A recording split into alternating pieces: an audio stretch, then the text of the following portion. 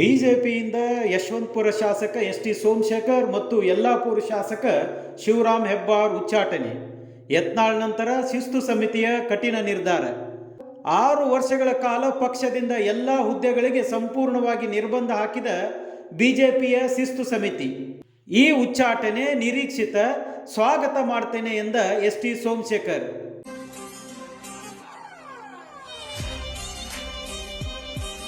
ನಾವೇನು ಪಕ್ಷ ವಿರೋಧಿ ಚಟುವಟಿಕೆ ಮಾಡಿರಲಿಲ್ಲ ಎಂದ ಶಿವರಾಮ್ ಹೆಬ್ಬಾರ್.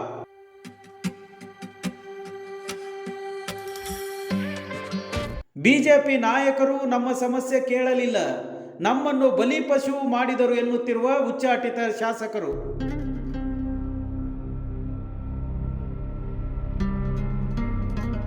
ಇದು ಎಕ್ಸ್ಪೆಕ್ಟೆಡ್ ಆದರೂ ತಡವಾಯಿತು ಎನ್ನುತ್ತಿರುವ ರಾಜಕೀಯ ಪಂಡಿತರು.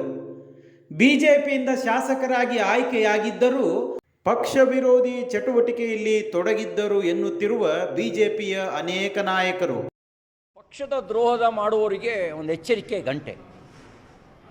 ಏನು ಬೇಕಾದರೂ ಮಾಡಿ ದಕ್ಕಿಸ್ಕೊಳ್ಬೋದು ಅನ್ನೋದಕ್ಕೆ ಅವಕಾಶ ಇರಲ್ಲ.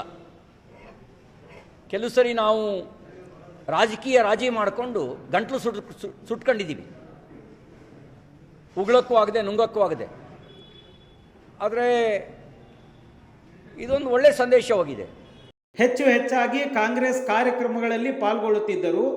ಆಗಲೇ ಒಂದು ಕಾಲನ್ನು ಬಿಜೆಪಿ ಮನೆಯಿಂದ ಹೊರ ಇಟ್ಟಿದ್ದರು. ಸೋಮಶೇಖರ್ ಅವರ ಮುಂದಿನ ನಡೆ ಏನು ಎಂತ ಎನ್ನುವುದು ಹೆಚ್ಚು ಕಾಲ ಕುತೂಹಲವಾಗಿ ಉಳಿಯಲಿಲ್ಲ. ನೇರವಾಗಿ ಮುಂದಿನ ಎಲೆಕ್ಷನ್ನಲ್ಲಿ ಕಾಂಗ್ರೆಸ್ ಟಿಕೆಟ್ ಪಕ್ಕ ಎಂದು ಹೇಳುವ ಮೂಲಕ ವಿರೋಧಿ ಬಣಕ್ಕೆ ಟಕ್ಕರ್ ಕೊಟ್ಟರು.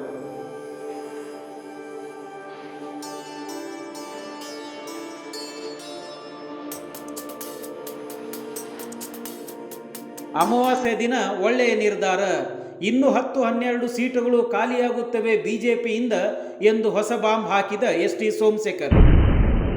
ಇನ್ನು ಯಾರ್ಯಾರು ಯಾವ್ಯಾವ ಕಡೆ ಜಂಪಿಂಗ್ ಸ್ಟಾರ್ಗಳಾಗ್ತಾರೆ ಅಂತ ಮತದಾರ ಪ್ರಭುಗಳು ಹೊಸ ಸಿನಿಮಾ ರಿಲೀಸ್ಗೆ ಕಾದಂತೆ ರಾಜಕೀಯ ದೊಂಬರಾಟ ನೋಡಲು ತಯಾರಾಗಬೇಕು. ಅಷ್ಟೇ ಕಣ್ರಿ.